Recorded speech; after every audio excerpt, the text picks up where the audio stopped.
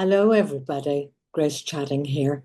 Just bringing you up to date with the latest. We're at the end of another month and it's coming up to Easter. And I think the last few emails I sent, it was all about our moving and shifting and unpacking. And happily, that's all settled down now. And the main buzz at the moment is, as most of you will be aware, I'll be 80 this year. And yeah, I'm just putting it out there. And I'm really determined to make the most of it. Some of you might have read my book called Regenospan, where I'm saying the best is yet to be, that postmenopause can be the most generative time in our lives. And I am certainly finding that. I might not have the same physical zip and zim, but actually, I can say, hand on heart, in many ways, have more energy now than I had when I was 30 or 40. You know, those of you who may be 30 or 40 watching this will know that you go about saying, "Oh, I'm so tired." When you're doing all the housework, running everything, looking after a family, doing the washing, the ironing, the shopping, the cooking, the cleaning, all of that stuff. It's pretty tiring stuff.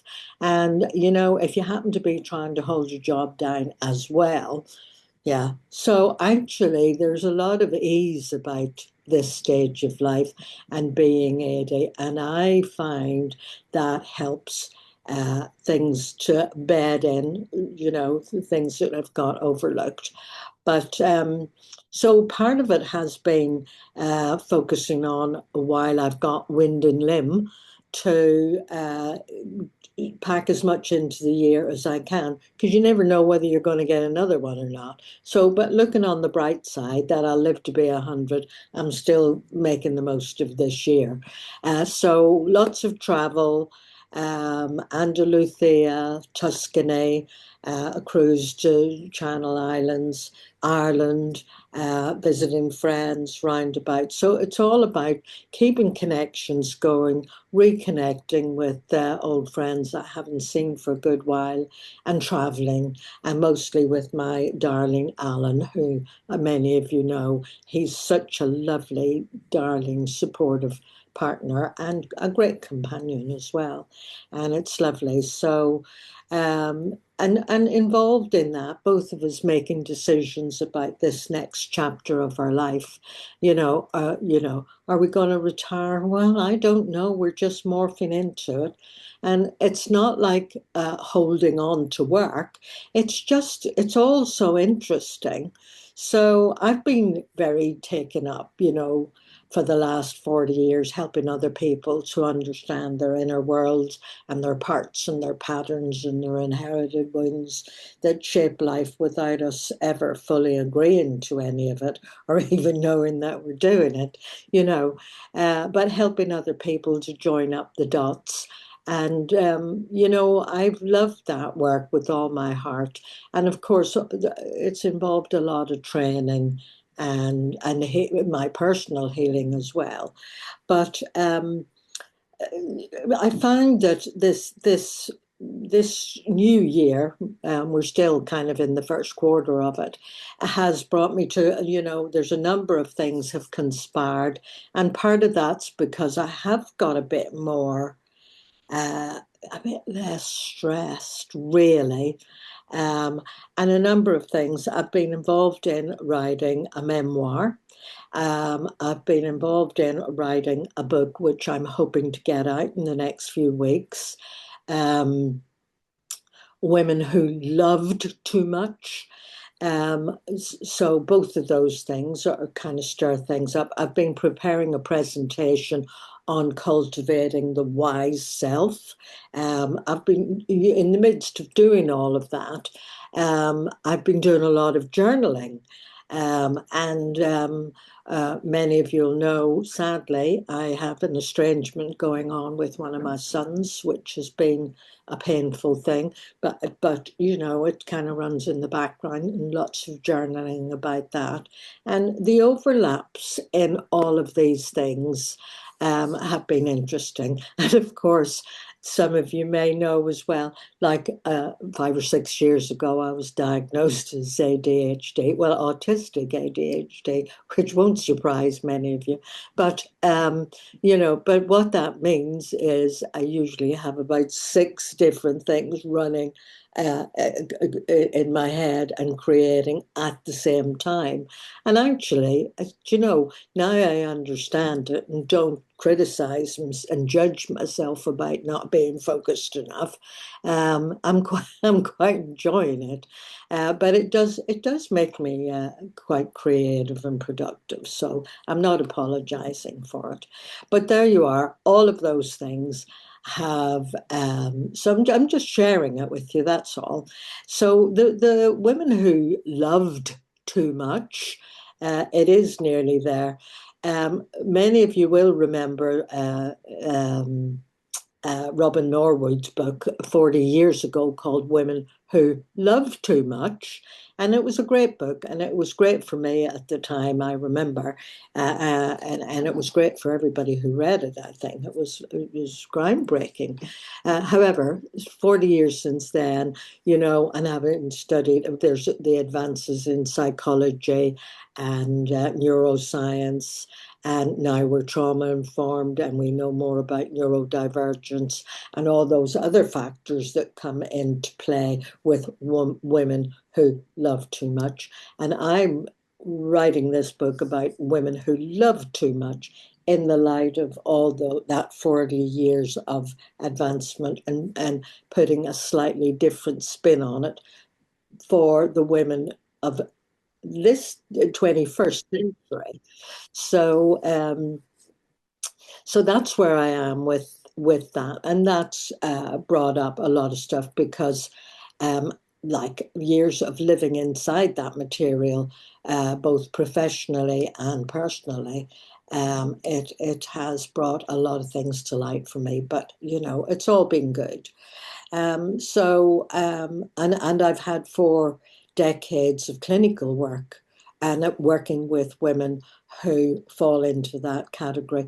So watch this space, and if you see links for it, I would really value and appreciate your support in putting it out there and spreading it, to help it to be successful, because I know it will help. It will help people. So that was one thing. So the other thing is the memoir that I'm writing. Um, I would say it's been teaching me things that, in a way, that therapy doesn't quite reach, because the book I'm writing, I'm calling it "What Breaks Us All," and that's based on Carl Jung's quote. Um, you were not sent to mend the broken. You were sent to reveal what breaks us all. So, although it is my story about my grandmother dying when she was 29, giving birth to twins, and having already got 4 children, all of whom went into an industrial school.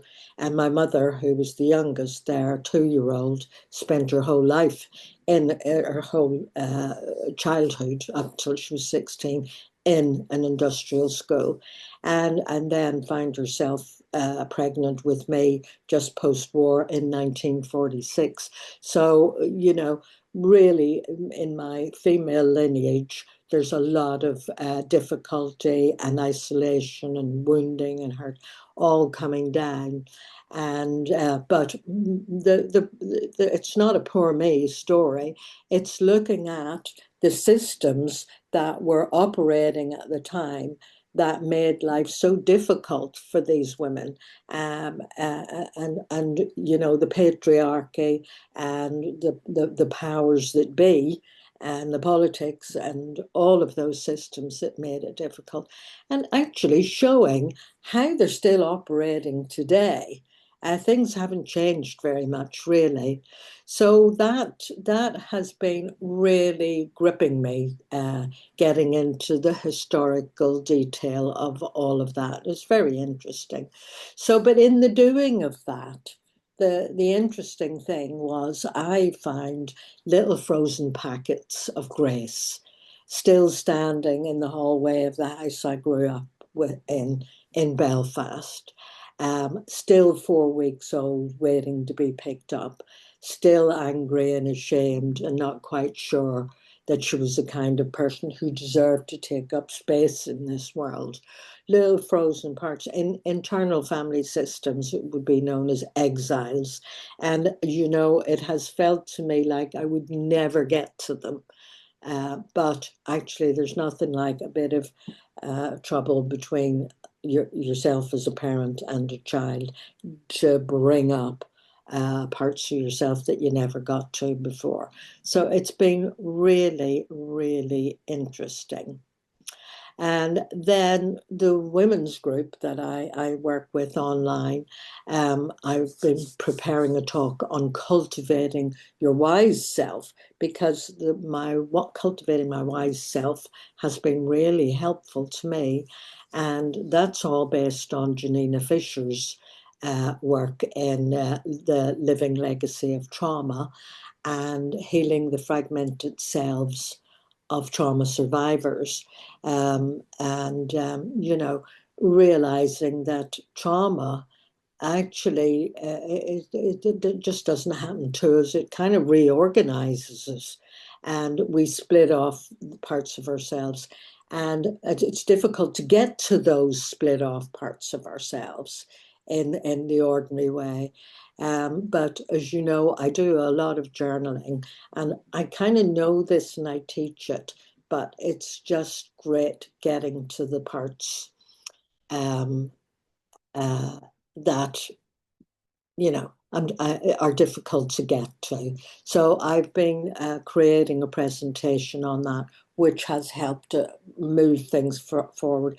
And in some ways that might sound small, but it's not small at all. It's taken me most of my life to kind of get there. And as well as that, with the way the world is now, polycrisis, and dare I say it, Trump and all the havoc he creates in this bleeding world, and I don't care, I'm saying it anyway, the man's a lunatic. The collective trauma that actually, whatever personal trauma we have, you can take it. There are legions of people suffering that trauma. So it is actually a frequency, it's a pattern. There is a line in the Bible, and I'm not coming religion at you here, but there's some good stuff in the Bible. We wrestle not against flesh and blood, but powers and principalities. And I find that to be true. It's the systems and the systems that are playing out at a micro level and playing out at a macro level. So all of those things have all conspired to make this a really, really interesting month for me. So, it's all kind of coming together. And what I keep learning about being in this wonderful stage of life is that every decade of my life has required me to give up something and to pick something else up and to let one version of Grace retire with dignity and welcome the next one in. And the approaching of this big birthday is asking me to do that again. But I think in many ways, more profoundly than before, because what I'm being asked to give up now isn't a role or a skill or a way of relating. It's a need to have it all figured out. I haven't got it all figured out. And I am still making wonderful discoveries, and really, most of that is that wise self that's growing and developing. So, what I just wanted to share all that with you, and look at, well, what does that mean for you?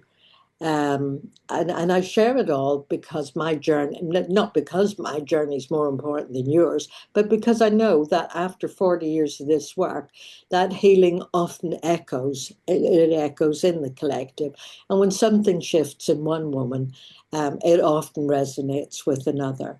So that's the essence of community, of group, of the therapeutic bond, and we recognize ourselves in others' truths. So if any of this has landed for you, please let me know. It would be nice to know it hasn't just fallen on stony ground. And if you recognized yourself in some of the parts I've shared and described to you, if something in you said, yes, that's me too, I just want you to know that the recognition's not an accident. And it's your own wise self putting her hand up and saying, yeah, me too. So she's been there all along and she's patient and she would very much like to be introduced properly. So come and find me at gracechatting.com or join one of the groups where we do exactly this kind of brave, careful, necessary turning towards ourselves. And so I say that all with love and with all my parts present. So bye for now, and I will be in touch with you over the next month. Bye for now. And I shall be cruising the ocean waves around the Canaries over the Easter. I hope you all have a wonderful Easter and see it as a whole new beginning. Bye for now. Bye.